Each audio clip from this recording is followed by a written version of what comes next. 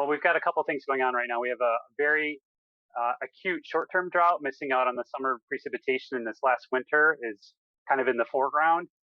We have a longer-term drought that we're now sort of seeing show up. We've been seeing show up in Lake Mead and some of our water situation. And then on top of it, we're here right in the middle of June, and we have one of these somewhat typical heat waves that's just really been supercharged and is bringing record temperatures and heat to the region.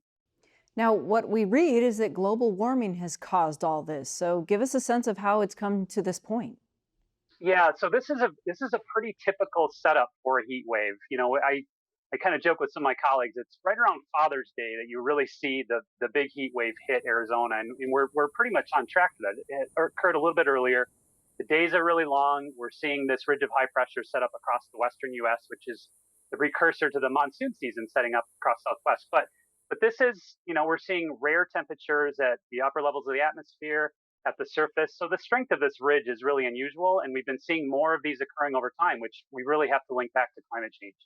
So the monsoon typically, kicks up, could be late June, early July. It really depends lately, though. So if we get notable precipitation, will that make a dent in the drought that we're experiencing?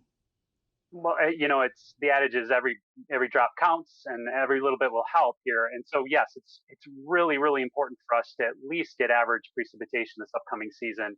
So, I'm hoping that we come in somewhere around average. The thing with the monsoon too is that some locations, even during an average monsoon season, are kind of in between storms and miss out on precip. So the monsoon season isn't going to solve all of our problems, even if it's fairly wet. And we're really going to look to next winter, next summer. This is kind of a long-term battle we're fighting now. What's the glimmer of hope right now?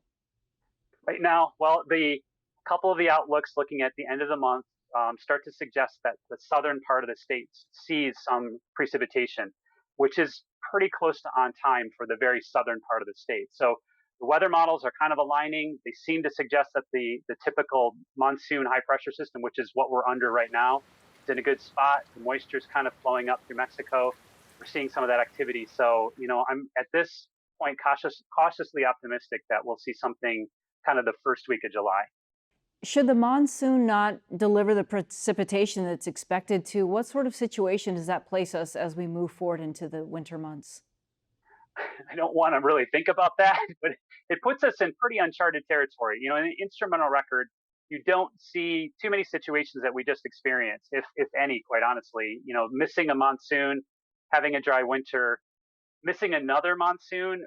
We don't have anything in the instrumental record that looks anything like that.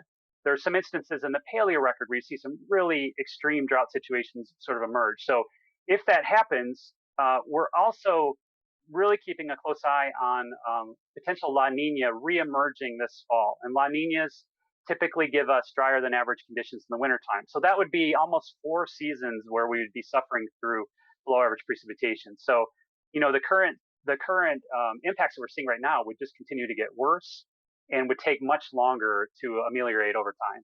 Dr. Mike Crimmins, a climatologist from the University of Arizona, thank you. Thanks so much.